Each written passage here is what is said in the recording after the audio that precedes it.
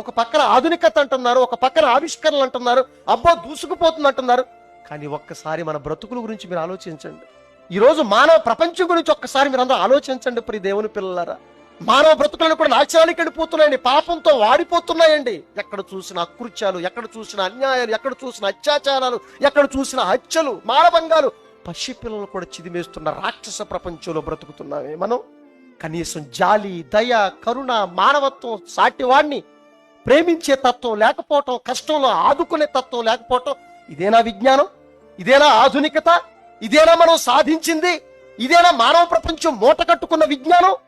నిజంగా హ్యాపీని అని చెప్పి నేను తన జీవితం అంతా హ్యాపీగా ఉండాలంటే నేను అతని పట్ల ఎలా ఉండాలి? ఆ రోజు వరకే హ్యాపీ న్యూ ఇయర్ ఊరికి పేరుకి, కానీ ఎదుటోడిని ఎలా నాశనం చేయాలి, ఎలా మోసం చేయాలి, ఎలా పాడు చేయాలి, ఎదుటోడి క్షేమం గురించి ఎప్పుడైనా మనం ఆలోచించామా? సమాజ శ్రేయస్సు కోసం ఎప్పుడైనా మనం ఆలోచించామా? మరి హ్యాపీ న్యూ ఇయర్ చెప్పాం.